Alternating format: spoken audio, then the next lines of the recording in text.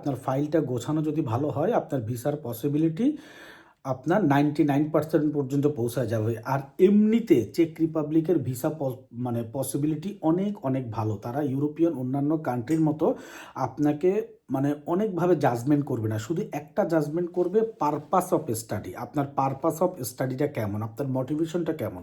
তো এইটা আসলে ডিপেন্ড করে according to your individual situation. এক একজনের সিচুয়েশনটা এক এক রকম। সবার আপনার সিচুয়েশন অনুযায়ী আপনার পারপাসটা যদি আপনি এক্সপ্লেন করতে পারেন তাহলে আপনার এটা পারফেক্ট হবে।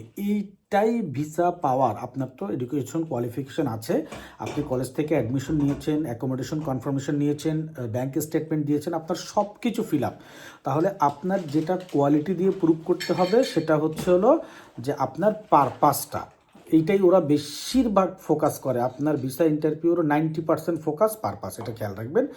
আপনি যদি রানিং স্টুডেন্ট হন, যে আপনি এইমাত্র পাস করে, এইমাত্র অনার্স পাস করে এখনই মাস্টার্সে ভর্তি হতে যাচ্ছেন, এইমাত্র ইন্টার পাস করে এখনই আপনার ব্যাচেলারে ভর্তি হতে চাচ্ছেন, এই ক্ষেত্রে আপনার পারপাস অলরেডি 70% ক্লিয়ার, কোনো সমস্যা নাই।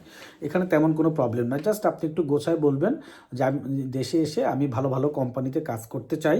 আমার অলরেডি আমি বিভিন্ন কোম্পানিতে ইন্টারভিউ দিয়েছি বা বিভিন্ন কোম্পানির স্ট্যাটিস্টিক্সগুলো আমি যাচাই বাছাই করেছি। আপনারা বিডি জবসকে আপনারা হচ্ছে রেফার করতে পারেন। বাংলাদেশে যে জব সাইটগুলো আছে, পেপার কাটিং, যে জব বিজ্ঞাপন, এগুলো আপনারা এক্সপ্লেন করতে পারেন। দেখেন এই ধরনের জবে ফরেন ডিগ্রি যাদের থাকে তাদেরকে বেশি ইভ্যালুয়েট করে, তাদের স্যালারি রেঞ্জটা অনেক বেশি হয়। আমাদের বাংলাদেশের যে কোনো কোম্পানিতে 3-4 বছর কাজ করে যে এক্সপিরিয়েন্স হয় তার থেকে তারা ফ্রেশার, নিউ ফ্রেশার ফরেন ডিগ্রিকে তারা মূল্যায়ন করে বেশি, স্পেশালি ইউরোপিয়ান কান্ট্রি।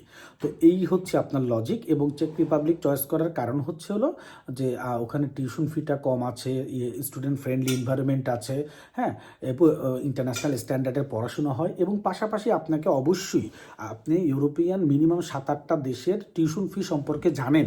অমুক দেশের অমুক ভার্সিটির এই টিউশন ফি, অমুক দেশের, এটা আপনার অ্যাফোর্ডেবল না, যেটা আপনার সামর্থ্যের বাইরে, যে অমুক জায়গায় 20 লাখ টাকা, অমুক জায়গায় 15 লাখ টাকা, বাট চেক রিপাবলিকে বাংলাদেশি টাকা 3 লাখ টাকা, এটা আমার অ্যাফোর্ডেবল। এটা একটা লজিক। এই ইনফরমেশনগুলো একদম সলিড আকারে আমি আপনাকে প্রেজেন্ট করে দিব। এগুলো বানাই বললে হবে না, তারা কিন্তু জানে, এগুলো আমরা দিয়ে দিব।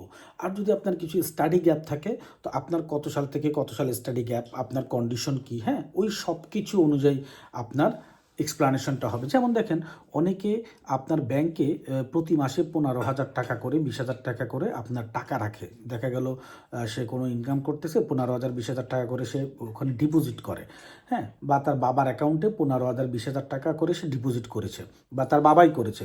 তো এই স্টেটমেন্টগুলো বেশি লজিক্যাল, যে দেখেন আমি অমুক